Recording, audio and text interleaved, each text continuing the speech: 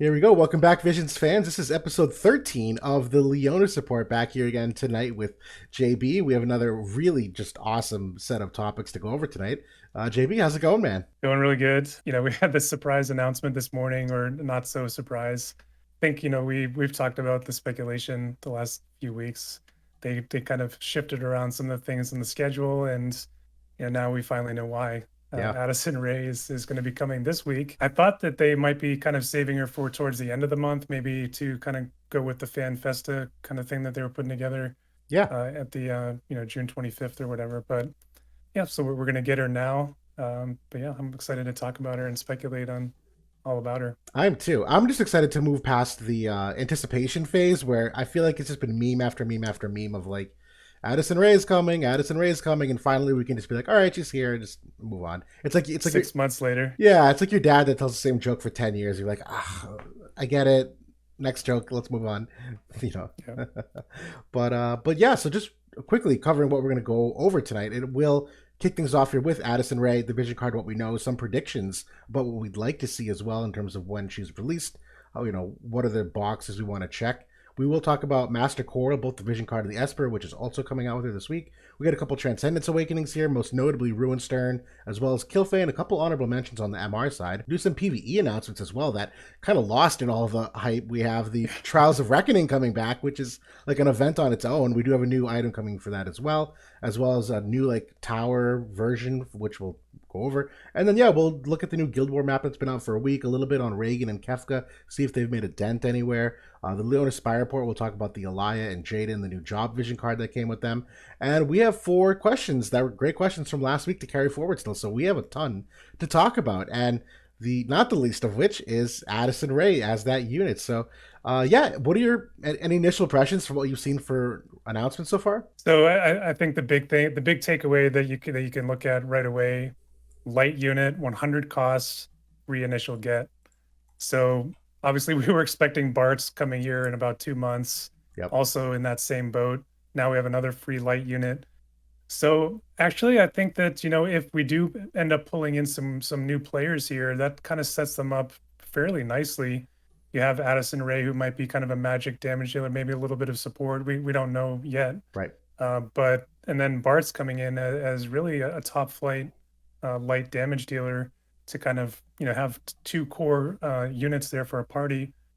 Get relatively cheap, in terms of building it up comparatively, for a 100 cost unit. Lucio in that conversation too for a new player. Exactly. Yep. Yeah. I think that's the right play for how the meta is shaped right now. I know that there was some talk and speculation that she might be fire. I think fire is, obviously I would like to see another fire unit. It's one of my favorite elements, but I feel like fire is in a pretty good spot right now. They have a couple of viable comps and directions they can go. Mont is still great. I would still like to see a really nice support unit for fire down the road, but that can come later.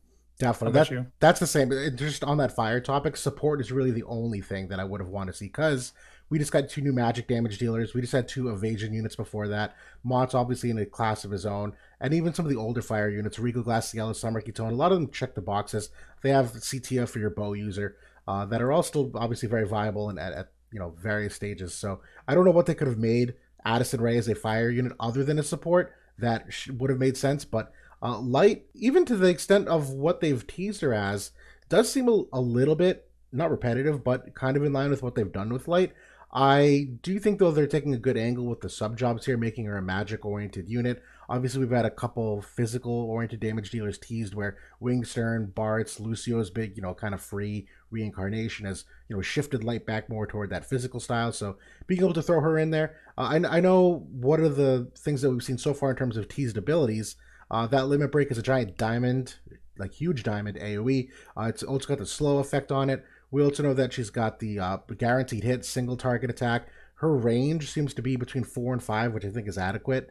Without seeing her health pool and overall movement potential, can't really make any conclusions. Her main buff here, which I really like, is that teammate buff where it will give her and them protect and a barrier on stuff. That's such a very smart AI kind of buff, which I think is good. Now, obviously, barriers have a little asterisk on them nowadays, but still overall smart. And then the sub jobs, not including the vision card we'll come back to in a second, but the sub jobs of Blade Soul and Red Mage. I love because Blade Soul has an exceptionally good passive there. The Blade Soul lore, that agility 12%, spirit pen of 40, crit rate 12, like awesome. Three things in one that you love to see. Even Red Mage, for what they have for passives and jamming thrust and cura potential, their passives in terms of the 10% magic damage. There's a lot already there that I like from the sub jobs that obviously very excited to see what they give her for a main passive ability. But yeah, Vision Card seems great. They give her a special ability there too, the reaction block right down. I think she's gonna be good, quite honestly. Yeah, I would like to see, a hefty amount of area resist in a passive along with like some maybe like 24% magic and like 40% magic res penetration. Mm-hmm. And I think that that trio of effects would pair perfectly with the Blade Soul passive of agility and spirit penetration. And that would have her shaping up to be very, very good. Yep. The LB is a signature move, like a diamond slow. That's also like a 3-hit attack. Yes. Yeah. Obviously, Thank you. it's a 3. It's a light chain. Obviously, it doesn't chain on the on magic damage, but you do get the light element chaining, which is good. I mean, we've seen how good Summer Jaden's slow was, and that's just a cross AOE. Correct. Obviously, he's got much better range on it, which kind of amplifies the value of that. But assuming that Addison is tanky enough and bulky enough to kind of get into that 5 range and be able to put that out, that's going to be a very dangerous ability. I was kind of looking at some of the resistances of some of the meta units out there. Bradley has 50% slow resistance, so Yep. that's kind of tough. But Sephiroth, he doesn't have anything. But on the other hand, slow is going to overwrite haste, so that's another huge benefit of slow. And everybody is using that Bradley TMR right now. Yes. And yeah, that'll be a good kind of dispel. If you are able to land it. The other thing that I do like about Blade Soul is that it does have that 7,500 HP magic barrier. Good call. Yeah. And I think that may be why they have given her the protect plus physical barrier, so that then you can opt to then have her self buff for the magic barrier. But Blade Soul, like I don't know. I feel like it's never really panned out to be amazing. Like it's been good.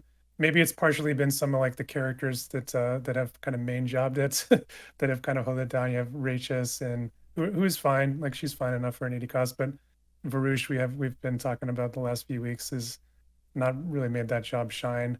There it was used a little bit with Ibarra. Correct. I think the magic slashing was pretty good with her. But then I do love Red Mage. I think that's of the like original generation jobs. Like that one has really gotten the hookup with the upgrades, getting the haste, and then resistance break has turned into a great skill with removal of re-raise and the spirit break there. So could be a solid combo for her. I agree. I'm very interested in what her second buff is. I think that's going to make or break her, where the protect and the barrier is fine. That's actually a very good one, where even if barriers get broken easily, not everyone has protect, dispel. There's a characters like Queen Mashri and Joker where that did very well for a time, but it's really that second buff. I need to see what it is. Is it offensive oriented? Is it another form of support? That's going to make or break her character.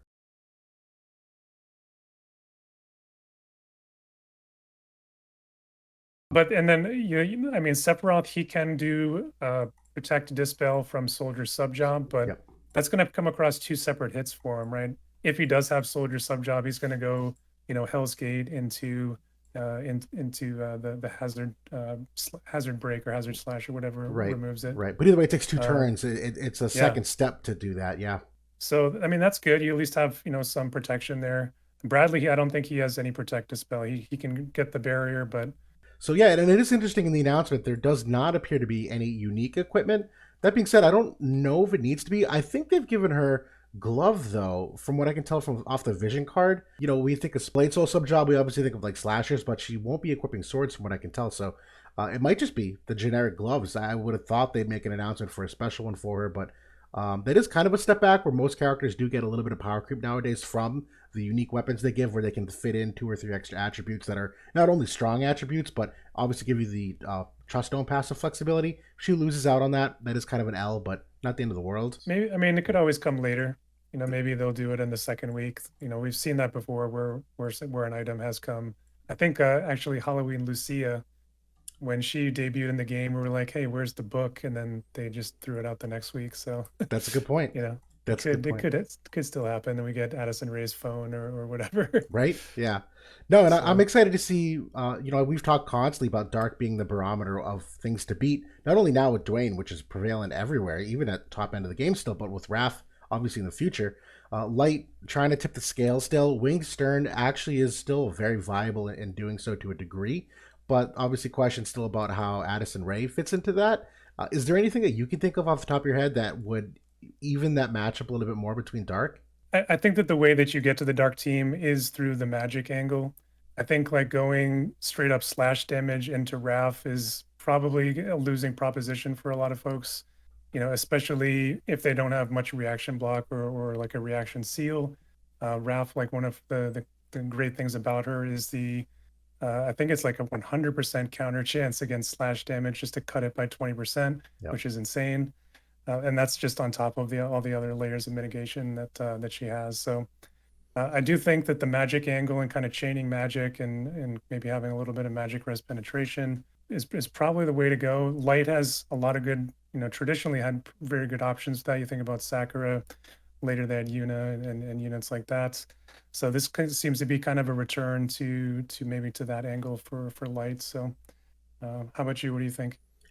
It's tough because Dark is extremely well rounded at the moment. And you make great points about the slash oriented angle. If I had to guess, like two things that I would think maybe number one, I would hope for maybe some kind of Sadali esque buff of like element res, where even if you can't tip the scales of light versus dark, if you can tip the scales of light versus everything else even more, that still makes light a very popular pick to go with. And sure, dark has that like matchup benefit per se, but as long as light still gets relatively stronger versus others, that's still a net win. So I like that utility idea. The other one, and this is kind of a far shot because it's a new mechanic, but still, light is very much still dependent on many of its evasion meta units. Bart's obviously not, and Wingster not either, so they are starting to get away from it. But I think some kind of like AoE nullify sure hit might be kind of interesting because that's one of the biggest things that right now Sephiroth comes out with that sure hit limit break. Even who's the other? Dwayne has a couple different guaranteed hits now. That if she could somehow have like an AoE nullify sure hit, that's new but not unheard of. I think that I think that'd be really an interesting angle to take. That the Sephiroth would have to rely on other regular attacks, and that could be a nice like early fight advantage for like Elena getting some hits off still, or who knows what. But that's the only other angle I can think in terms of like supplementing what light has, because I don't know if you can actually beat dark more than how well rounded it already is, because they are known for high HP, good resistances. They're very well rounded in terms of imperils with Fina's unit imperil, Sephiroth with more like AoE and barrier break. There's just so many things that they cover. I don't think you can like take them down a peg. You just gotta like win the fight faster. It's very difficult. Well, the other thing to think about is, there, at least for the moment, there's other teams out there besides Dark. I mean, you have a lot of strike teams going on. Lights, I think, I mean, maybe she's going to be an anti-strike type unit. Maybe she's going to have very high strike resistance. And we do know Valentine's Miranda is right around the corner. She fits into that angle as well. So, maybe it's going to be a kind of a combo along with Miranda, where she could be a very solid anti-strike tech. And then, you could throw the Elena Vision card on there and, it's got the 20% strike resistance as well. So, Yep. Could be another interesting way that they might be able to take it.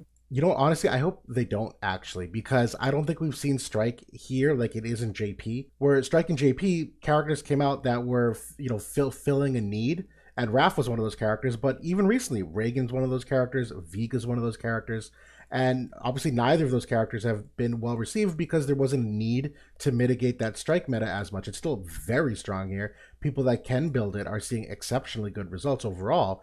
But from a cost perspective, I don't think we just pulled the same way JP did. So theoretically, on paper, I would agree that'd be a good niche to fit, but probably more for JP than for us. I don't think I've noticed that here. So I think it would be just kind of like a wasted sense of utility, where you look at Viga and his teammate buff is like 20 strike res, and you're like, that's cool, but I don't really need that right now, so it's kind of worthless to me. No, but either way, it's way too early to make a judgment on whether she's good or not. We still need to see the stats. We still need to see the passive, the second buff. We need to see they usually drop off a couple abilities on the sub job. Sometimes they're better or worse. There's a lot of things to still get a feel for, even like AP values, whether they give her, the half AP or like 75%. There's a whole bunch of things that still are just way too early to make any kind of conclusion. What about the vision card? They did tease a little bit of details on the vision card. That was kind of the other thing there. It is one of the ones that's coming in with the vision ability as well. Yes. It's like a range 4 straight line attack, range height of 2, which is actually pretty nice. And it's an XL damage spell. And it appears to So be that's typeless, I think, unless that's the same for everything. Normally, I think it's like a rainbow color they put on the icon if it's indicated to be a element of whoever the caster is. But at least from the hmm. announcement, it looks to be typeless magic, which is kind of intriguing. That would make it super good if it's an XL type, elementalist. I know usually these vision abilities kind of take over whatever element of the whole card holder, but I think that actually makes it even better if it's Better. non-elemental. Right, because when we talk about Sephiroth, that elemental res, if it's a Yeah. typeless attack for a magic angle, as you mentioned, yeah, that's some of these vision cards, at least from an icon perspective. When you look at the scale, at least in World of Calc, it's rainbow colored, indicating that it takes on the element of whoever's casting it. But right now in the announcements, it does appear to be typeless, which I think is definitely, as you said, quite strong. So intriguing for sure. Another glove card too. So it's got it's sword, red mage, dagger, book, and gloves. So It's a that's pretty that's a lot of cards building up for a couple. I mean, red mage and gloves both are really starting to build up the kind of the plethora of cards that they have access to. Definitely. I like this one a lot. I need to look more at who the characters specifically are, but those four jobs I know have gotten some sprinkles of love, and you kind of see that picture coming together. Obviously, it's none of the attributes that you like to see in terms of like AoE unit or agility, but still, that doesn't make the cards bad. You need 6 cards, so you got to fill them in somehow. But yeah, excited for sure. I have come to appreciate a lot more of the reaction block where when I first kind of saw it announced, like we didn't really have the perspective of these new counter abilities and how oppressive that they can actually turn out to be. So I've really started to appreciate them a lot more. I use Perrine's vision card like constantly, for groups that can use it. It's so good. Yep, yep. It takes it just out the element of randomness. Counter abilities Right. just throw a random chance into whatever plan you have, and it certainly helps to control your fight, which leads to more sustainable results. But on the topic of vision cards, we actually have one other one coming out here. Obviously, the King Coeurl vision card, and again, honorable mention, shout out to you for putting this together. The best visual graphic. There is still a slight update here too. They did also give a bestowed effect to the unit for lightning units of AOE resistance. I'd guess 10. Is that standard? Do you remember? It seems like it. I mean, if it's 10, that's a really, really nice upgrade for Vega. It He's is. really the only physical lightning unit in the list. I mean, maybe it might be decent if you threw it on like slime, like for like a low cost thing. He doesn't really care about, magic or attack. But aside from that, Vega is probably the prime holder. I agree, and He's I was trying to cut this card a couple different ways earlier to see like where its benefits were. I like the Esper a fair amount, but even then, even the Esper usage is kind of confined. I'm liking this vision card less and less though as I look at it, where you really do think of what are the lightning units, and it is more magic oriented, so it's kind of Vega or bust whether or not you use this on that lightning team. But even then, kind of like pairing outside that element, the light units here, at least I saw like Lena and Ayaka, who are great theoretical rainbow healers if you wanted to throw them in, and obviously fire comes to mind as that first pairing. Technically, lightning does too from like the darker Amu angle, but even still, I don't think you would do Coral on that. But then when you consider fire, the thing that throws me off here is that fire already has Dark Touch or Selfhood for its unit res. That if you were thinking of like Yuffie and Valentine Eldyra and using this card, they kind of already have that covered with Dark Tetra. I don't know if this makes a huge difference in terms of adding that in here. So, just looking at the rest of the application, I actually don't know if I love this vision card for anything other than Vega, and I don't think it's good enough for. He's good enough to pull for it. Yeah, I mean, I think when you look at the job combinations on this card, it's really a little bit awkward because there's not really any tanks other than Moraga, No, unless you were trying to do like Kilphe tank or something like that. Um, good luck. but I kind of like it as an Earth card a little bit, maybe as an alternative to Eleficaris. That's a strong point. I like that. And it's not I mean it's not bad. I mean you get some magic resist, reaction block. I mean this is the only these job cards at least so far are the only way to get that particular perk, reaction block. So Yep. could be a good way, especially as like a secondary card too. Like it retains like a decent amount there in the second slot. Same thing. I mean, with the lightning team, you could throw it in as a second slot if you were using like Esther's card in your main. I think we talked about this a couple of weeks ago. Like, I think we both have started to come around a little bit more on unit and area resist stacking, just because of the amount of penetrations that are out there right now. Absolutely. Absolutely. And to the point, we'll cover this later with Alaya's vision card, but we got news of that a little later last week, and hers is the AoE resistance. Now, Vega is on her card, but she's not on this card, which is why I think this one doesn't do well. If you're going to need the unit resistance for Vega and Alaya, just use the Esper card. This card doesn't really provide you with anything because she's not on it, whereas her vision card is significantly better because it has both of them on it. So even from that angle, there's some deficiencies in this card, and water and ice got absolutely just screwed here for eligible units. So you throw them out with the bathwater. Yeah, I'm soured on this vision card just a smidge, but still, particularly because a lot of this overlaps with the Halloween Lucia vision card, where there are some jobs that are already eligible for hers for that one, and obviously this one's attack oriented, that's magic oriented, get some differences, but that card seems to be superior. So, Yeah, I think that this one is a prime skipper for most people, unless you were going in on Vega and kind of want to get that Coeurl Esper, right. Or maybe if you just wanted the Esper for like another strike resist option. Like there's not a ton of Espers that do that. So I'm higher at it from the Esper perspective. Same here. And those that haven't seen it, the Esper, it is 20 agility from what I recall. As you mentioned, it's got that strike resistance, also has slash resistance. It's got some unique nodes on it that it's acquired AP of 15% as well, which is nice for a character like Vega. I don't know if 15% hits a lot of breakpoints for other characters. It's certainly nice. I don't think it's like worth pulling an Esper just for it though, but it's an overall pretty healthy board for a damage dealer with some unique resistances. But again, that strike meta isn't nearly as fearsome here, so do with it what you will in terms of need.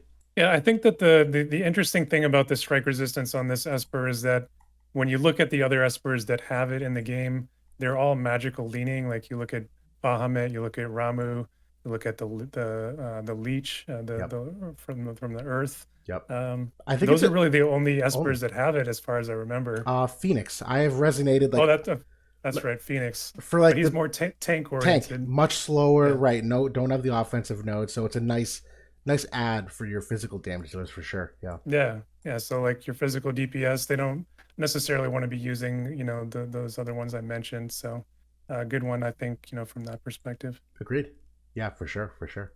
Well, good. All right, we'll move on to the Transcendences here. So we have Ruin, Sterne, Kilphe. We'll kind of just give an overview and then, a thumbs up or thumbs down on the Awakening, and I'll recap some of their changes here. So Ruin, Sterne in particular is getting 30 reaction block rate, an extra 10 slash attack, 30 accuracy. This is the upgrade to the ability on this barrier breaker ability, an extra 30 accuracy on that. What did you think? Is this, he's still relatively usable. We see him around. Does this change anything for you? I think that he got thrown in the bucket that they said, we gave this guy a broken MA2.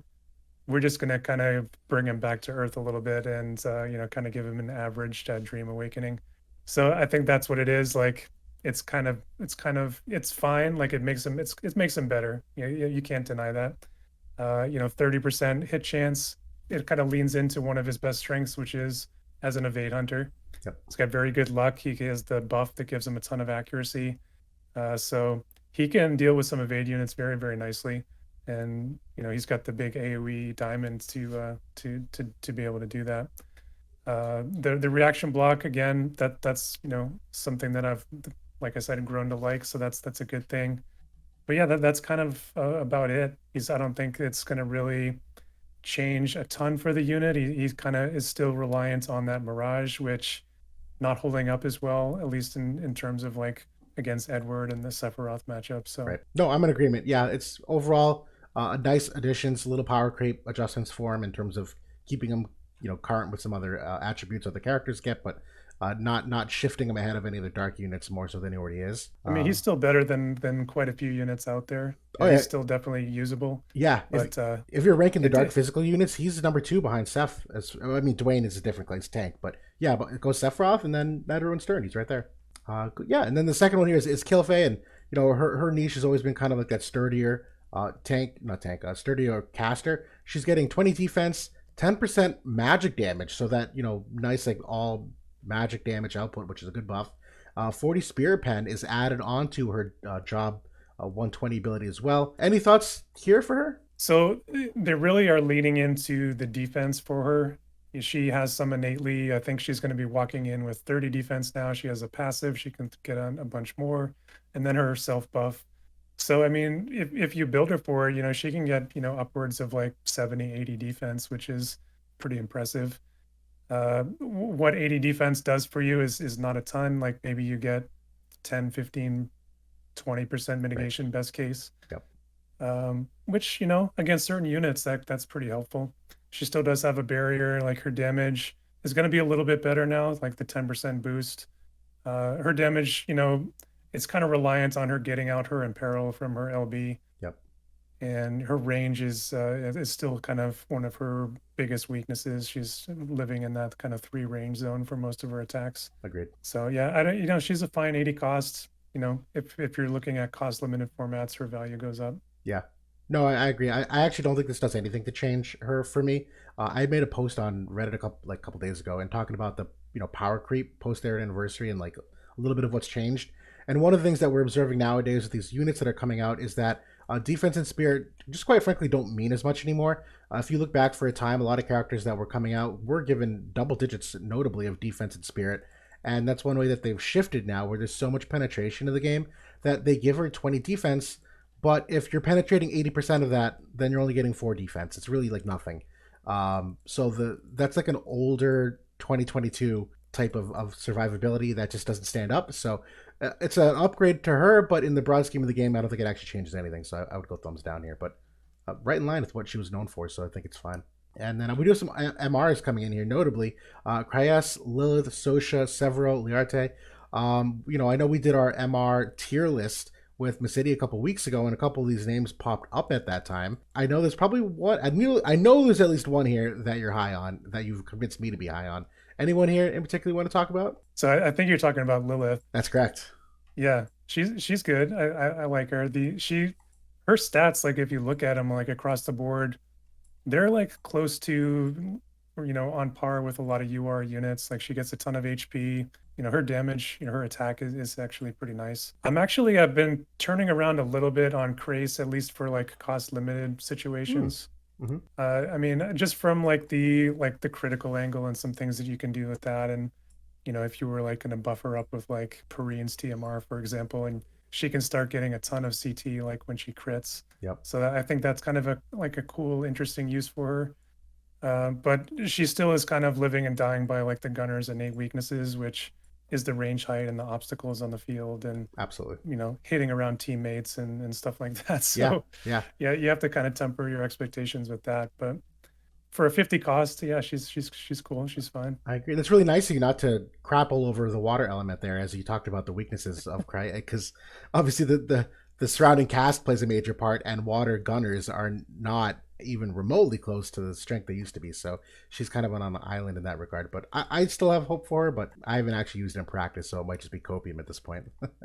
Yeah, But pretty good amount of area resistance though. She's gonna have 35 area resistance.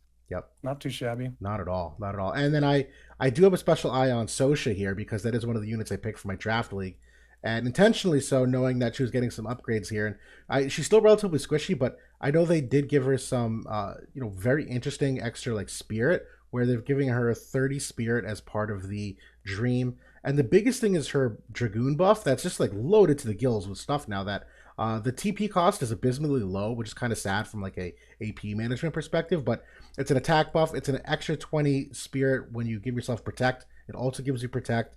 It also restores CT of 250 for that turn. Crit rate of 25, reaction block rate of 100. Like, she's gonna live and die by this buff. She's got a bunch of spirit where she's initially in the game. Wait, did I just read that right? It gives her a guaranteed hit for 3 turns. Oh, I'm sorry. Thank you. I missed that. Yeah. So all of her abilities are guaranteed hit for 3 turns. All of them. Which that's an incredible buff. Yes. So that buff only 15 TP, but balance it. Yeah.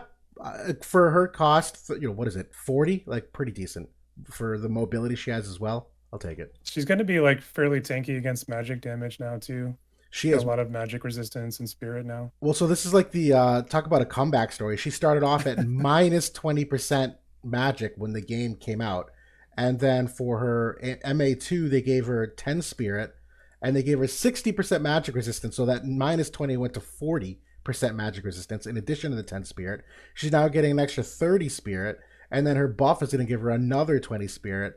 Go figure. So they're really kind of completely flipping that on their head. Yerma fans crying right now that she didn't get the same treatment. Yeah, that looks really solid for an Yeah, SR. yeah.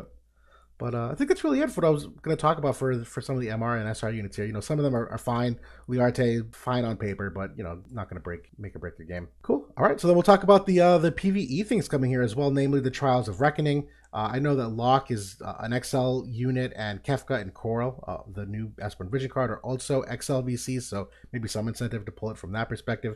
The Terra ribbon is really the older accessory that's getting a buff here, and mainly it's getting an extra 6 spirit, so it's going up to 22 spirit on its barrier build, which is really its primary usage.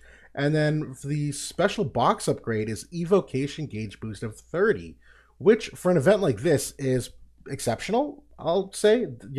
That's really at this point how I've relegated summon gauge boost to. It's just PvE content where you can actually control that, or manual play just in general. So great upgrade, quite honestly, from a PvE and a manual play perspective. Yeah, I like it. I was playing around with Evo builds just for like manual stuff, and this one allows you, I think, to drop the SR card that kind of gives you that the evocation boost.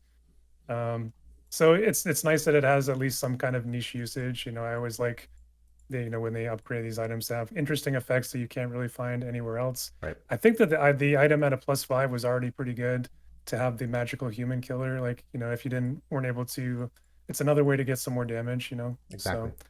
So pretty decent spirit, like you mentioned. Yeah. But I'm a bit more excited about the new item for the Harlequin's shirt, or whatever they called it. That's correct. Yeah, specifically Kefka's shirt. So he's people are going to be looking like clowns running around the game once they put this on. And so the thing of this is, it's got 2 optional builds here, either the shield or the barrier. Both are viable at either 16 or 18 defense or spirit, respectively. The box stat, it is Final Fantasy VI oriented, where Terra, Locke, Celeste, and Kefka are getting 20 accuracy, which is awesome. 10 human killer, so a nice little, modifier buff there. And then for the non-6 units, it's crit evade 20 and magic res of 10%.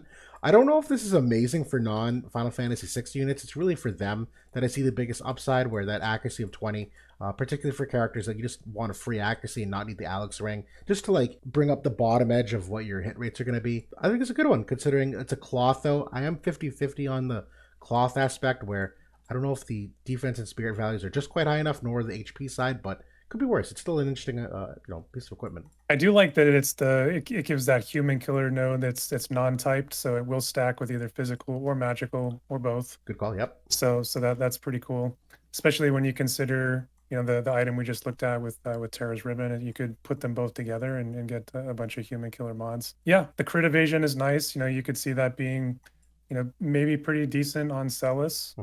As well, and she wouldn't mind the accuracy. Like, her accuracy is abysmal, so awful. She misses even non-evasive units sometimes. So yep, yeah, not too bad. Same. But yeah, for Kefka, I think it's probably, or maybe for Terra, I think that it probably has the best overall combination of stats for them. Yeah.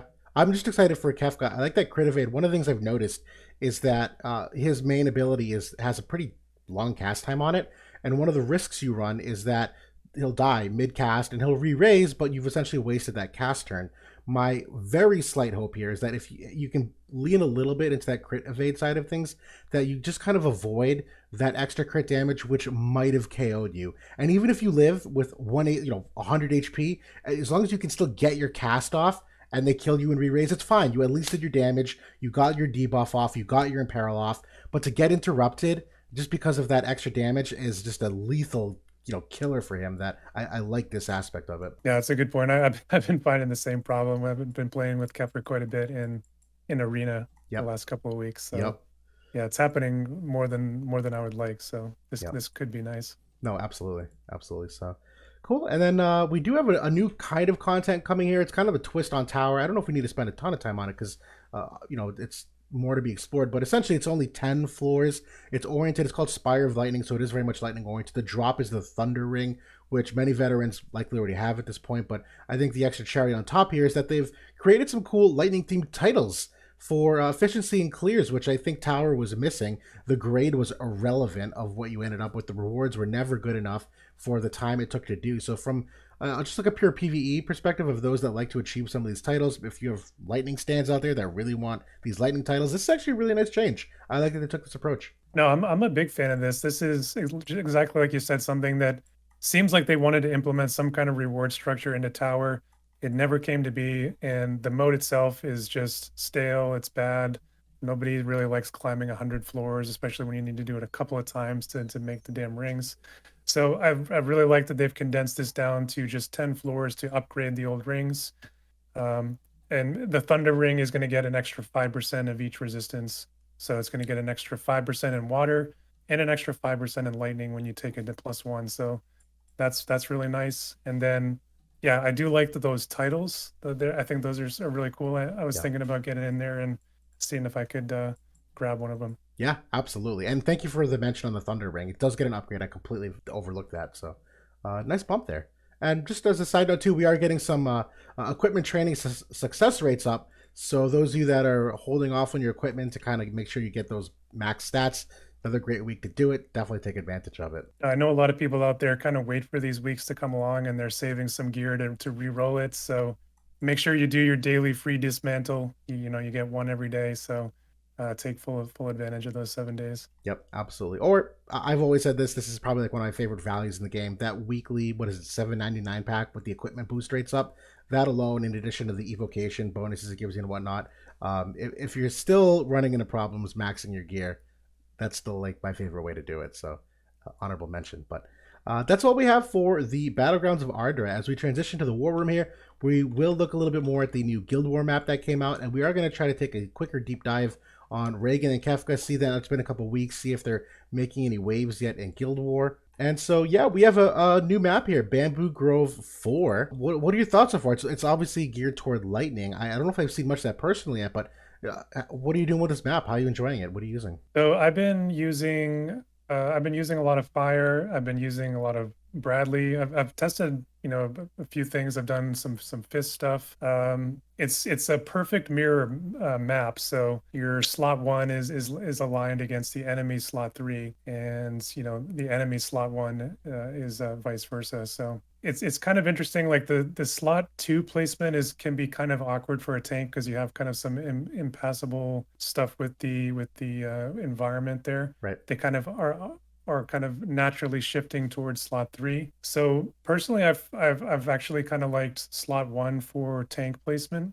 I feel like, especially if they have Shikuchi or something like that, where they can move quicker into the middle of the fields, that seems to me to have been a good place for the tank. How about you? Same here. Most tanks that we see are in that slot 1 for the reason you stated. It's one of the reasons why I'm ready for this map to be over. And I like this map, but when it's done, I'm cool with that too, because you do get a very, very easy 2v1 scenario up here. And for those of you who can see the cursor, it doesn't take much for this slot 1 person to just be, bucketed by these two people. And if you're getting two archers like the ice gunners, your character's basically dead. Even the dark units, you get a Sephiroth and a Dark Fiend with the follow-up damage on the unit apparel. Like, that slot 1 character isn't living long. And the topography down here, even if you have that healer, I've been running some tests like Alphonse and Resnick. It's at a point now even where like healers can't heal up the amount of damage that's being dished. So by the time they start healing your tank, they've kind of already lost. If that makes sense, it's very difficult to manage that tank or wherever you put in there in that first slot. I've attempted to get kind of creative with the movement, and I've had some success with this in terms of, as you mentioned, Shikuchi being a good one, the Termline Ring here being another, where you do some funky things with your slot 2 person. I've also looked into different TMR buffs or character buffs that, for characters that do have a move of 4, are able to move down to this middle slot. And just as an example, we were running some Lucio teams, and one of the iterations I was running was I was having Lucio with his move 1 passive move toward the middle, and he's got that big square AoE to have him buff that slot 2 person. And there's other TMRs that can achieve similar things that are more diamond shaped. So I've tried to lean into that a little bit, where I don't want this person running out so far and it's getting donked on by the other two. Yeah. But yeah, it's still meta wise. We'll probably see it on WOTV stats. It's still pretty straightforward, quite honestly. Dark is just dominating. There's some light here and there. Ice springs up. Wind is actually pretty good on this map. But yeah, that's all I'm really seeing. Yeah, in terms of the movement there between slot 1 and 2, another interesting thing I found is if you have a unit that can get to move 5, then they can get over and buff, either 1 to 2 or 2 to 1, whichever way you want to go. Yep. So I was doing that with Yuffie, but I mean, there's other units that can do it too. Yep. That Yuffie's a very good call out for that because we've seen a fair amount of fire evasion, but I've not seen that movement yet for that fire evade team. So I like that a It lot. works really well. Yeah. I So that way I was basically having her go to King Mont on one, and then they basically are able to single somebody out on the enemy slot 3. So it worked pretty well. I love it. That's a good strategy there. Okay, all right. And then the next thing we're going to look at here, and then now that a couple weeks has passed, again, we want to look at Raegan and Kefka just a little bit closer, just see, generally speaking, if there's any uptick. If I'm making a bold prediction here, I don't think Raegan's done anything. I don't think enough people pulled for him to be viable. I don't think there's enough need for him quite yet, at least until some of those other units come out. Pick rate, oh my goodness, pick rate is less than 1% on attack in the Especially on attack, that's damning. It's going to be even less on defense. yeah 0.35. Not surprised at all. There's just again like not a need. The wind is still very good. Even the top 10 we're seeing a fair amount of wind, so you would think there'd be ice, but I think there's just problems with ice versus dark that even right now until we get some more ice units out there, it's way more beneficial to run the ice gunners, where Eliza and Alaya are still top tier units. They still do the work they need to do, and Raegan doesn't really add anything that they can't already do. Or you're bringing in like snow. Right, as that I've seen a decent amount of people using snow, and I've been using them as well. absolutely. No, I'm in agreement, and just from at least a day ago perspective, pretty varied. Just the diehard FFB Raegan fans. So more power to you. Right, I'm dying to know who this rank 3 guild is. I gotta look into this. Who's using two Raegans here on defense? Intriguing, bucking the trend. Is there any Bradley Raegan squads there? I don't see any. No, and that's one of those things too where when we talk theoretically, that's my favorite matchup. That's actually the reason I went hard on Raegan myself, is that I saw a great synergy with him and Bradley that I haven't needed to run yet, but most people that aren't investing in the vision cards either apparently don't see the need to either. I don't blame them. Yeah, this is pretty much what I expected for teams. Yeah. So probably a lot of people are just either waiting to get him off banner or still kind of slow building him. So maybe we'll see more of him later. I could see that. Yeah, once you get another ice unit or two, a couple, meta shifts. We do have some coming. Like we do have Howlett and Jaden. Yep. Personally, I don't think that these latest round of ice are. I think Raegan is probably the best of the bunch personally. So yeah, I don't know. We'll see. Yeah, same. No, I need to look closer to be honest. And this is tough too because I really do think we're in a stage where the JP roadmap is not the same roadmap for us because we're not spending the same that JP did. Not only from the vision card perspective, the strike perspective, but I just think people are too. There are things that we have here like Dwayne's card and whatnot, Dwayne's buff, that it's just not a need for it. So I don't think you're going to see that change. Yeah, it's shaking things up just enough. Kefka, though, I actually would venture to guess that he's got some good usage. On attack here, 3%'s not the worst. I guess it's kind of what I had in mind. He's only 2 weeks old now. And if we're looking at, in terms of yesterday, concentration of him on attack, it's been actually VIP. We've been rolling out a lot of Kefka on attack, believe it or not. We've had a lot of fun with that. Yep. Nice. There's a pretty fun combo we're running with him and Setia at the moment to help counter some of the dark. They just kind of pair well with each other nicely on the right side of the map with some of what they do for the re-raise removal and just some of the chunked damage, burst damage. They're two damage types, magic and missile, that not everyone's really gearing for at the moment. So we've had some fun with that. Yeah. Well, I'm sure if you get the fire and peril down, like Kefka is going to be popping off. Yep. So. Yep. That's true. And nothing on defense, at least, or not nothing, but tempered on defense, more on offense, which is not unsurprising. If we're looking at teams here, I actually really love the Mont Yuffie Kefka combination. I've liked it more than with Roy, actually, at least with the teams we're seeing out there at the moment. Roy just really struggles against barrier breaks. He can't survive. Quite frankly, Roy might be the worst character released this year. I think that's my take at the moment. Roy is vastly underperformed. Anything that I thought there was some upside with his chaining. We knew Magic doesn't chain the same, so like probably shouldn't have had that high of hopes. But I really thought there was gonna be something there for magic damage, and there's just not. His attacks are way too AoE oriented. There's enough AoE resistance in the game right now that he's got no imperils of his own. That even with Kefka's 25% magic imperil, Roy just doesn't cut it. It's so odd to me, but he really is just an absolute glass cannon and just evaporates at the sight of anything really. It definitely takes a lot of work to actually get him to do work. Hmm.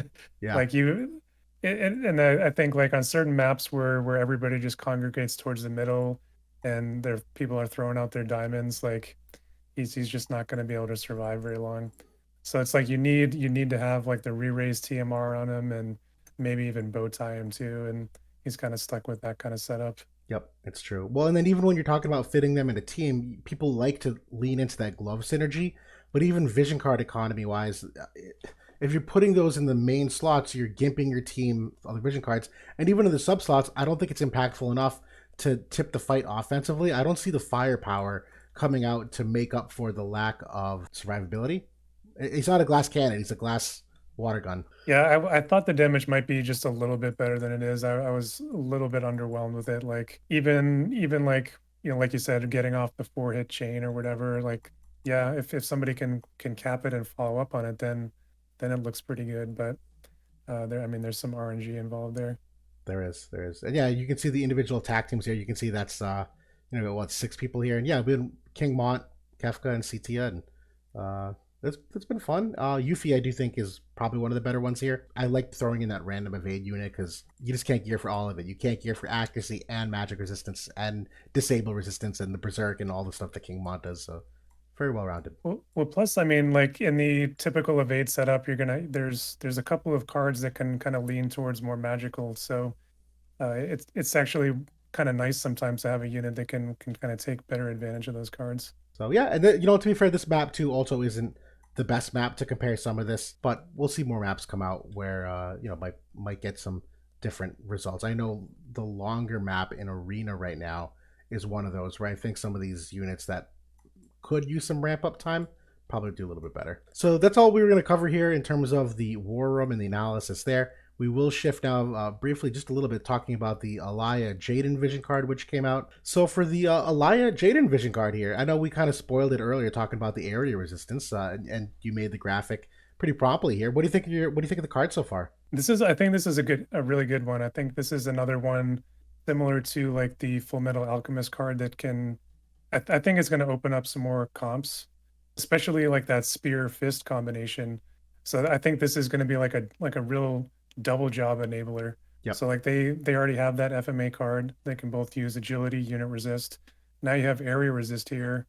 So that's going to be your 3 primary effects on 2 cards. Completely agreed. For that synergy alone, a ton of value here. And then, when I look at these, cursory take is always which characters pop out as very strong units that even if you don't min-max your team of 3, these characters are so good that's okay, you don't have to. And everyone here pops off, not everyone, but enough. Between Kefka, Perrine, Bridal, Alaya, Dialdo, Flagbearer, Glaciella, there's so many people that just are almost like hard carry units on their own right that I could easily see you just building them around with this vision card and taking advantage of those synergies. And not to mention Ice, for what it's worth, Snow is still a strong unit, just kind of up and down. He's a little more vanilla. I still think Zoma is a really strong unit, but more power crept at this point as the game goes on. And Jaden here, I think, is fair, but still a good unit. Probably one of the best units of the year still. You think about who's available for damage dealers, and by default, power creep wise, he's up there. So, there's something to be said. There's some dots there. Yeah, nice that I mean, this has like some of the more populated groups that have come out so far. I mean, Fist, Spear, and Glove all on the same card. So I think that you also think about Dialdo being on there. I think that his kind of ability now to not only be a mono tank, but now be a front for a couple of Fist units, not to mention maybe a couple of Spear units or some combination thereof.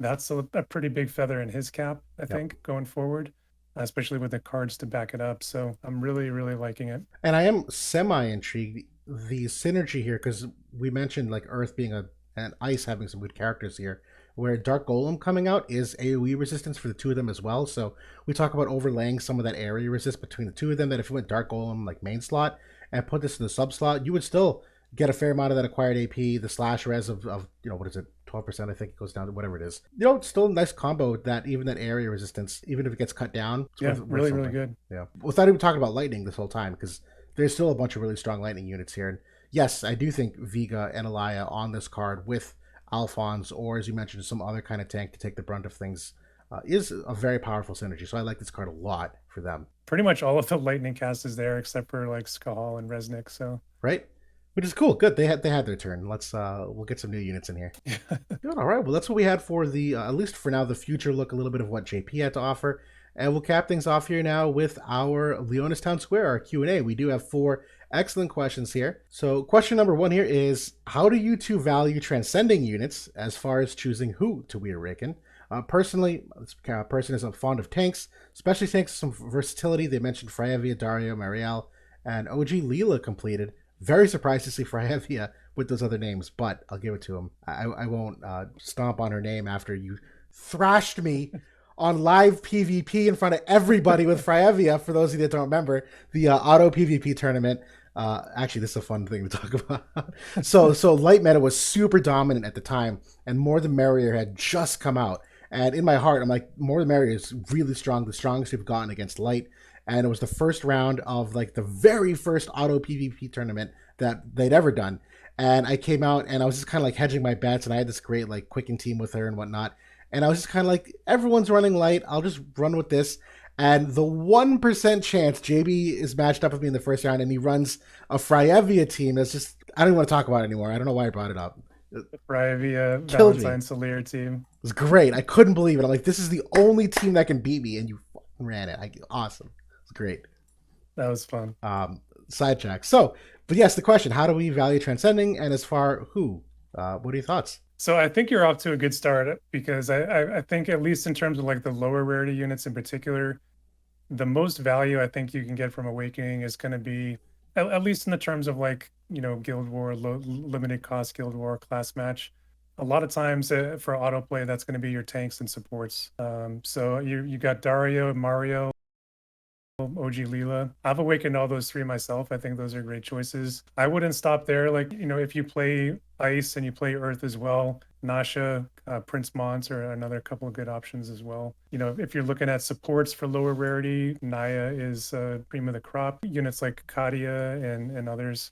We did that in a couple episodes ago with Mysidia. We did that tier list. So at least in terms of lower cost, I think, you know, we kind of set our piece there. For UR units though, those antlers are coming at a premium. Like if, unless you want to spend a bunch of medals or 3,000 viz, you got to be a little bit, you know, strategic about how you're going to use those. So I don't use them until I know there's a team that I'm going to put out on the field, and then I'll awaken somebody and use some cubes on them to get them ready. But until that point, basically, once I pull a new unit and I want a partner for them, I'll go awaken who I think will be best. Until that point, they're staying at 120. Nope, I agree. And I am curious if this person meant to include reincarnation or if it was just transcending, because there's a big difference between the two. Transcending is like basically like the new MA2. For many characters, it's a bare minimum to keep up with the power creep. So I'm going to omit the reincarnation discussion from this, even though I think that might have been what you're getting at, because you mentioned these MR and SR tanks, which are prime reincarnation units. But from the Transcendence perspective, I agree with JB. Don't transcend anybody until you feel like you have to use them. And then in terms of who you're transcending, it really is who you'll probably use most often, in my opinion, quite frankly. That, yeah, particularly from the UR perspective, where these antlers are getting a smidge more scarce as time goes on here now. Maybe be a little more picky, and so yeah, use them on the units you're using most often. But that's basically it, because it really does depend on how many you can acquire. The MR and SR units, you know, sure, those antlers, I won't say they're easier to come by because they're not, but I think you're likely to transcend less MR and SR units unless you're going to reincarnate them, because the only reason you would do that is for limited Guild War reasons or cost related reasons, and that's, you know, kind of the minority of our gameplay. But really, that's it. I think it's really just usage at this point from a Transcendence perspective. I agree. I think that those 3 tanks there that you mentioned, I mean, if you are talking about reincarnations, are probably among the best choices for MR tanks. So. No doubt. So, all right, well, hopefully we answered that accurately. And if not, we can always revisit that next week. So this one's going to take up the screen for a hot second, but that's okay. It's kind of like a multi-parter question here. So curious about Truststone set bonuses. You know, here we are well over a year later, a little more clarity around these. They're a lot more accessible to people with how, you know, often we get the materials and how easy it is to roll those max stats on some of the passives. So the question is essentially, when I'm building sets, especially for PvP, tend to always make agility or HP or luck. Is there a use for the other sets outside of certain niches? And if not, Do you think the other bonus should be buffed to be more competitive? And if so, what should the buff be? So we'll kind of go through these systematically. I guess we'll do this first. Do you have any thoughts immediately about mainly just focusing on agility and HP and luck as your only sets? So I think there's a big one that you're missing here, and it's accuracy. Hmm. So agility, HP are greats. Those are probably my two most often used, I would say.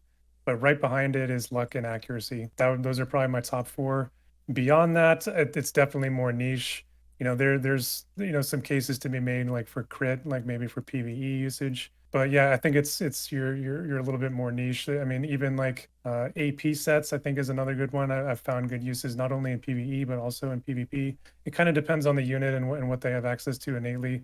A lot of the more recent units haven't needed it quite as much. Yeah, I'm with you. And great honorable mention of that aim set. We use them all the time now, even more than we used to in the Elena meta, even. Like, it's just such a good thing to put on for the sake of well roundedness. I agree. I think there's nothing wrong with those four sets. The thing with those four sets is that you get the most benefit for the most applications. From a strict min maxing perspective, there's other ways you can utilize some of these, but they're way less, I don't know, predictable to happen or to get value out of. Sure, can you build someone that's got like a dexterity set on the right side and do something good with that? Definitely. But the odds of that actually like coming to fruition are far less frequent than just what you get for being a faster character. Like that little bit extra just yields so much. And the same thing for the HP or luck. There's something to be said for how easy it is to just throw 5% resistance, all element resistance on someone and not have to worry about the defense and spirit min maxing the calculations. So I think you're totally fine with those four sets, and it's always my recommendation to go with them. The only other sets that I do recommend, I did so much research on the crit evade sets. Not worth it in practice. They're fine. It's very much specific though for niche situations where you're going against teams that require crit hits to be good. Very few and far between. I do think the defense and spirit sets are worth their salt, though. The thing with those, it's not the actual defense or spirit stat themselves, because as we mentioned earlier, those get penetrated relatively easily. But when you know you're in a strong certain kind of meta, so if right now we know we're kind of in a physical heavy meta, you can easily throw some defense stones on people, still get some relative value. It's not as much as the HP 5%, but it's the healing power. That's the big thing here. There's a lot of characters that have some self-sustain with self-healing that when you are healing power 10 on yourself, it's really a healing power 20. So you can multiply your healing by 20%. And the same thing for external sources of healing. So if you have a tank that's got a defense set and a support, it's got a defense set, you basically have a bunch of extra healing power in there. So there is something to be said for those. But that does take a little more min-maxing where you need to, put them on an armor or not make sure you're double dipping because the drop off, you get your second stack cut in half or less than half, you get your second stack cut. Defense and spirit, the second highest stack, it's just thrown in the garbage. Like it's like 80% reduction. So you have to make sure you're min-maxing that properly. And here we have the part 3. If not, do we think the other bonuses could and should be buffed? What do you think they should be? Do you think any of them should be buffed or are they balanced, do you think? Personally, I haven't really ever found a great usage for Dex. Yeah, I think that maybe that could use like a little bit of a buff there.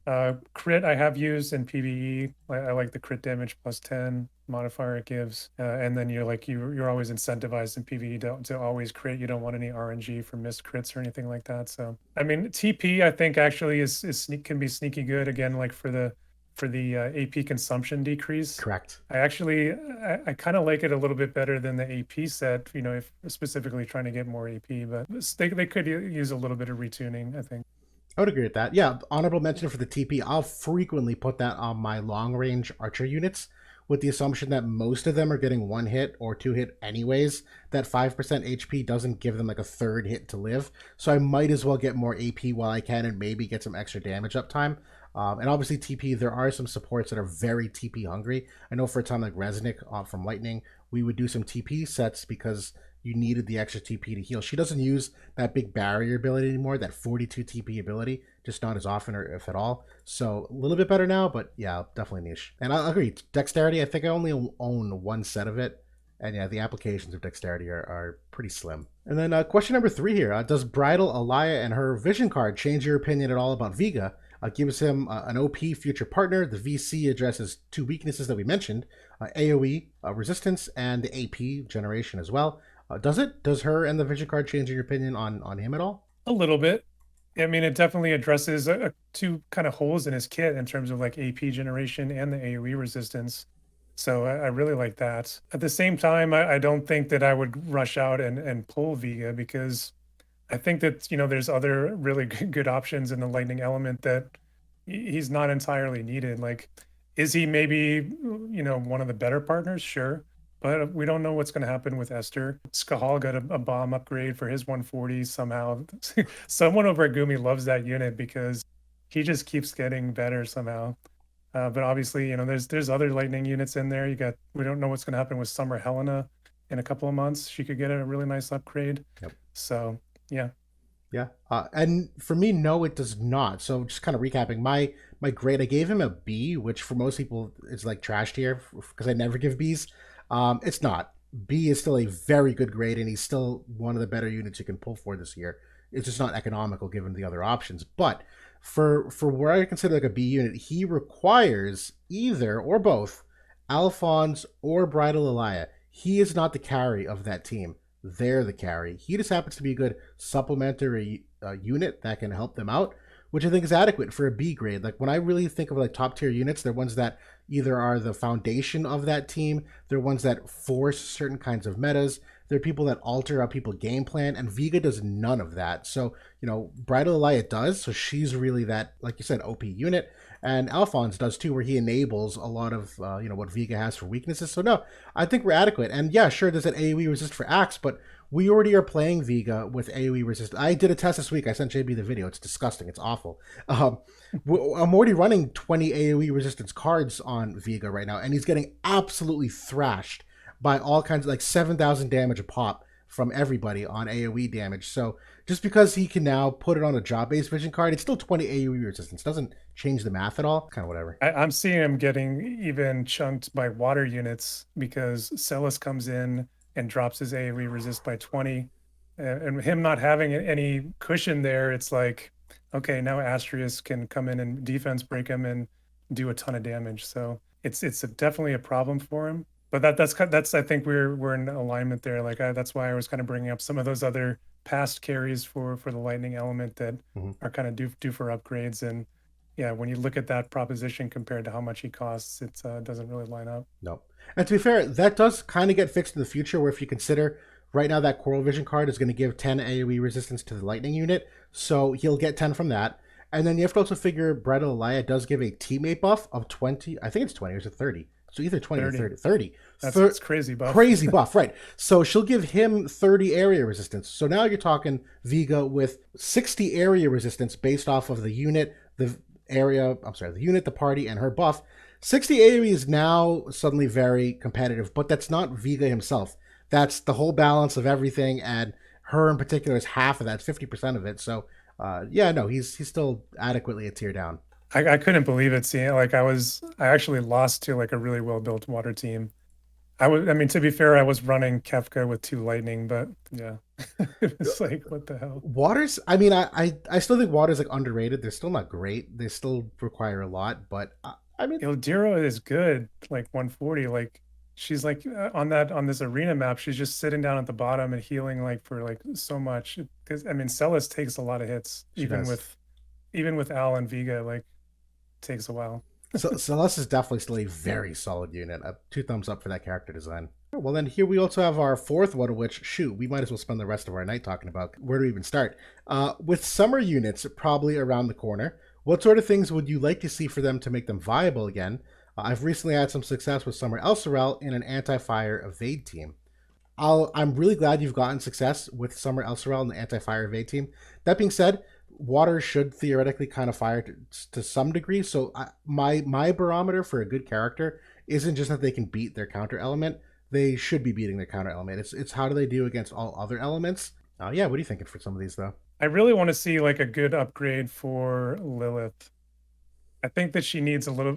I think they gave her some range. Like they gave her actually a decent MA2. Well, and I think off the top of my head, I've tried many times to make her work. I think one of the big things holding her back is the AI in terms of what she does for buffs is relatively limited, where she's got courage from the paladin subjob, which remember, like at its time in a heyday was very powerful. Little less so now. It's still, I think she has that barrier. No, she doesn't have a barrier, so she's missing the barrier on the Paladin sub. But on her main job, the only buff there, there's no buffs. There is not a Yeah, the ranger. yeah, there's not a single buff on the main job. There's no TP abilities. That's unexcusable. Yeah, she needs some AP management in a big way because her like guaranteed hit barrage is actually really nice. She actually can get pretty good accuracy. Her like path to be like this bruising, archer, I don't think that's really anything. She needs a bit more damage and she needs AP management. I think she'd be fine. I like her angle for like the kind of immobilize niche that she can have, and she does have like the upgraded supercharge so that hers doesn't have a cast time, and that skill is great. Like 220 mod with the 25 imperil Yep. pre damage, really good skill. But yeah, the AP angle, big time. She needs like 40% AP reduced AP consumption because, like you said, no buffs. This is a Bell's unit. Yeah. Yeah, you'd have to, in my opinion, the easy fix, go with a fixed initial AP. Like, just something crazy. Just go with, like, 45 initial AP. Something we've never seen before. And just give her 45 and call it a day and just let her do her thing. I know if we're covering all bases here. Summer Catone, I had my heart broken so many times by that unit. On paper, she's just seemingly so stacked where she has, modifier reductions, which hopefully helps her survivability. She got a metric ton of AoE resistance on this most recent upgrade. At least 15 out of the gate and 10 unit resistance. Like, how can you ask for more? A unit that has both AoE and unit resistance, and her passive, she's got a lot of versatility here for like some magic bumping ones, the agility ones, some spirit pen and accuracy. Like on paper, I see no reason why this character can't work. 2 guaranteed hits. I'm not done yet, guys. In parallel of decreased AoE resistance to 25 to targets, the limit break upgraded is like a 67% chance. Like, there's so much. I don't know what you could do other than like a bunch of HP, I guess, or some agility, because she's pretty slow. That's really it. I agree. I feel like this unit is so close to being like a top tier 80 cost. Like everything you Yeah. said is 100% true. I will tell you, at least in the past, she was a really solid manual unit because she can get up to move 5 with her Kodadama buff. And she's got poison mist, so she can jump around the map. So, Awesome. so there's like, and then she'd jump around the map and then sleep the whole team with her LB. Really cool with a quickener. That's But awesome. I think like she's really close to being like I said, solid 80 cost. I think more AoE resistance, like give her another 10 or 15, and then she needs some more damage, like a little bit more damage, like maybe 20% magic, and then yeah, some HP would be nice too. On that note, yeah, I don't think she has any magic res pen at all in the kit. So from a damage perspective, they could probably solve that pretty easily by like a 10%. I definitely would want to see the agility too, though. She's not nearly fast enough. Yeah, she's locked into using the Shadowrunner passive, so like some of her other magic increase things, like you can't really use them. So No, no, it's true. All right, then. I think Summer Jaden, his is a tough one. I actually don't know what he could use. I still think on paper he's a solid unit. He could probably just use some power creep adjustments, just some extra damage or some extra penetrations. Or I mean, he's got the slow on his limit burst, and he's got like the reaction block. Does he have a barrier break? Yeah, he doesn't have barrier or protect break or shell breaks. They can upgrade his job 25 to do one of those things. I think it's a great one. I think it's a good upgrade there. But yeah, he was ahead of his time. Giant AoE, reduced counter chance. I still love that single target guaranteed hit. That's a dispel 200% mod. I still think that's supremely powerful at range to just be able to dispel 100% chance, to do that. The AP management maybe could use a little work. He's also one of those units where we've seen Jaden get that upgrade a little bit. That probably mirror that here. I don't think he's that far off though. If they gave his job 25 like a follow up or courage removal, like by Bradley. That's a really good one. I like where you're going with that. Yes, Summer Helena. I don't know if I have a strong upgrade for her because she's still packed with damage. I don't know if I like her buff at this point anymore. It's still good, but I think she dies too quickly. So I would hope that her buff maybe adds some kind of survivability there. Again, she was kind of known for that paladin courage. That was kind of her gimmick, but that gimmick is a little worn out. So I'd hope that on her buff, that enchanting skies, it's that magic buff, also an attack buff for allies, and increases the magic damage done by a fair amount. But I think you could use some survivability in there, where right now she's just kind of a courage one trick, and you hope that you don't die. Yeah, a lot of these units that were really good at the time because of courage and they just haven't aged all that well. And she's definitely in that bucket. And kind of her main niche was having multiple guaranteed hits that she could use. Yeah, that utility isn't quite as good as it used to be if you can't survive past, the sure hit nullification right now, which no way in heck is she going to survive an onslaught from Yuffie and Sorrow. And then lastly here, just being thorough, Summer Kilphe. I actually really like what they did with her MA2 in terms of the luck percent there. That does some interesting stuff where she was like at a bottom tier evade potential. It was there though for what Light had. Obviously helps her accuracy a ton. Kind of has this like anti-magic niche. I don't know what it would take to make her better, quite honestly, but Light is still very slash heavy, so I don't think she's necessarily like far off in terms of what it would take to make her re-synergize with them. Again, just looking at her kit in general, she does tend to be a lot shorter range of a unit. So I would think maybe play helper survivability. We frequently cite that as a downside for many of these shorter range characters. I know you famously bring that up for Farouche, right? Kind of the same idea here, where like she's got that like spirit magic oriented anti whatever, and it's just whatever. So that's So I mean, from my view, Strider is still a really nice job. Has a lot of utility packed into her, like good status effects with the slow and the frostbite. I think she needs an innate heal back, I think would be really good for her. Or maybe like an innate magic barrier.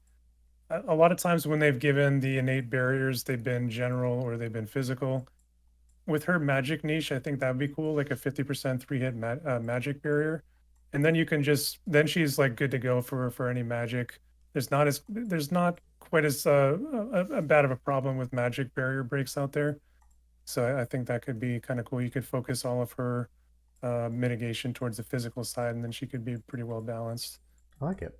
But like from a utility and like even like a damage standpoint, I think she's still fine. She just needs that extra heal back or barrier or courage or something along those lines to kind of give her a bit more bruiser sustain. I love your heal back idea, quite honestly. That fits right in line with Light, and that's one of my favorite things that they've done nowadays to extend the effective HP of characters and not have you rely entirely on getting healed by a third source. So often right now you're basically reserving that third slot for a healer just so you can not die for an extra turn. The ability to just regen enough health that you won't die in that next hit goes a long way, and I like that for Light, where we're getting a little Sylvie heavy at the moment, where every team you see, you need her for that like curative potential. Because other than that, you're just like hoping your re-raise works and you don't die too fast. And I would like to try to get away from the Sylvie reliance a little bit. And like Warrior Light has the heal back. I like this for her too. That's a good one. I wouldn't mind a second use of her limit burst, like the Earth version of Oh, Kilphe has. That would be a cool upgrade too, because having a second use of a light imperil would be nice. and honestly, not broken. I mean, when you consider it's still 43 AP, it's very short range, so it wouldn't be till a little later in the fight. I think it's pretty balanced. I like that. Cool. Good way to tie her in with your original version too. That's a good point. Thematically spot on. So good. All right. Well, that's essentially all we wanted to cover here for tonight for everything for Addison Rae, for some of the new PvE modes coming in, for some of these great questions we had. Obviously, please, we're now caught up on our questions from what I can tell, so continue to submit those. Hopefully, enjoy that part of the segment. But JB, any thoughts here as we wrap things up, or hopes for this week coming up? I'm super excited to see the data on Wednesday when it's available and start a theory craft with this new unit. And it'd be nice if she does allow some more counter checks against Dark, because I do feel like Dark is a little bit stronger than it needs to be right now, especially when we know Raph is coming and she's just a stacked unit. So yeah, I have some hopes. Yeah, We'll see. me too. Me too. Yeah, I mean, as a 100 cost unit, we had some whiffs per se. I wouldn't even call them that. I know by community standards, though, they've been unimpressive. So I would be surprised, though, if they came out with this very highly hyped for such a sustained period of time 100 cost unit and just be an absolute dud. I know there's a lot of people that don't want to see her be a meta unit because they just don't want her, presence felt in the game. But at the same time, I would be pretty disappointed if they came out with just like a really bad character at 100 cost after all of this time. At this point, we're so deep. Just make her a good unit. Actually, I love the character art they've done for her. Like, I think that's a really good look. We'll see on the voice acting if you have to listen to her talk and what she says in the battle. That might be, we'll see what they No, do I there. think that the art looks pretty good, I think that's but great. I mean, at this point, we're kind of 3 months post Sephiroth or closing in on it, and that's just kind of the hill that I'll die on. I don't want another 3 months or 2 months until RAF, and then another however long that's going to last until we can figure that out. But it's not looking bright. It's a great counter argument, right? Because after her, it's Bart's, and that's it. They have to take a break for light for that time. So Bart's is what it is, and if Addison doesn't fill that void, we're basically out of luck for 6 to 8 months. So yeah, At least in terms of the light dark balance. right, So right. Cool. All right. Well, another great night. Thanks again for the time, JB, and thanks again to all of you for watching. And we'll talk to you all soon.